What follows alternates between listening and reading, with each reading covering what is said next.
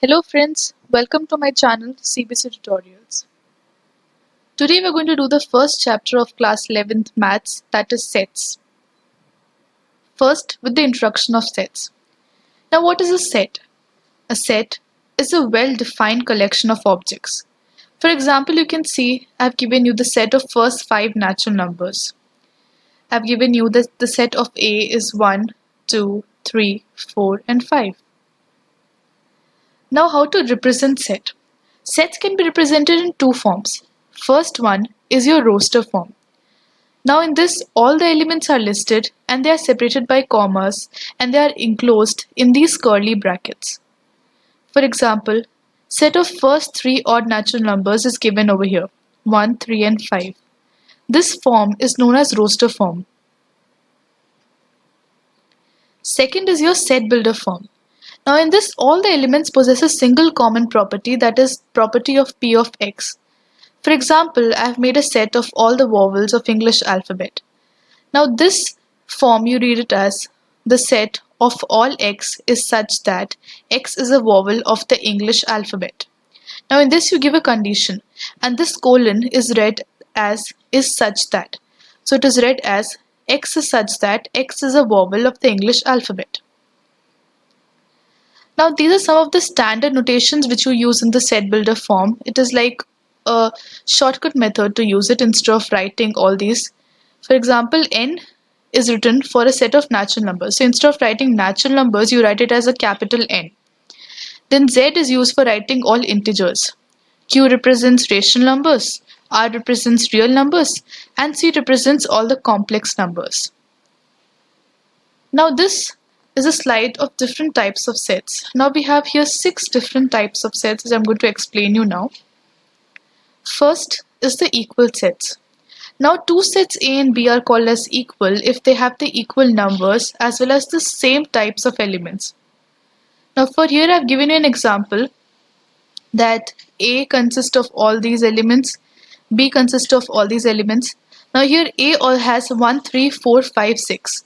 B also has 1, 3, 4, 5 and 6. So both B and A are equal sets because they have the equal number of elements as well as the same elements. So that is why they are known as equal sets. Next we have the equivalent sets. Two sets A and B are called as equivalent if they have the same number of elements. For example, A consists of 2, 3 and 5 and B consists of 4, 1 and 6. Here the number of elements A is having is 3 and B also has 3 elements. So basically equivalent sets are those sets that have the same number of elements, need not matter that the elements are the same itself. The elements can be different but the number of elements should be same. That is what is equivalent sets. Then we have the empty sets.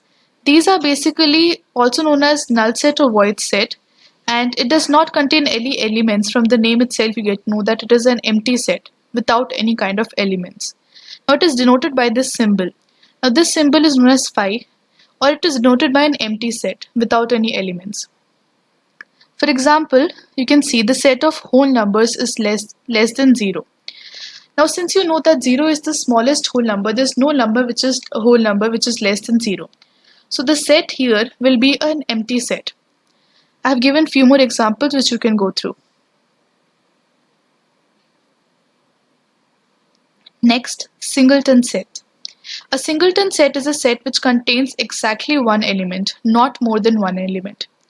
For example, here I have given set B. In this, X is such that X is an even prime number. Now since we know that 2 is the only prime number that is even, the set will contain only 2. So here the set is containing only one element, that is why it is known as a singleton element. In second one you can see that X is such that X is neither prime nor composite. Now since you know that 1 is the only number which is neither prime nor composite, so here your set will contain only one element. So the set is again known as singleton set. Next comes the finite set. Now a set which contains a definite number of elements is called as a finite set. An empty set can also be called as a finite set. For example, the set of all colors in the rainbow. Now since you know that there are only 7 colors in a rainbow, that is a definite number and you can make a finite set. These are some examples of finite sets. Since you know that P is ending with 97, it is also a finite set. Next is an infinite set. Now it is just the opposite of a finite set. It contains never-ending elements. For example, you can see here set of all points in a plane. Now here you know that a plane can have as many points as possible. Then you have set of all prime numbers. Now since you know that there are infinite prime numbers, it becomes very difficult to write it on a plane.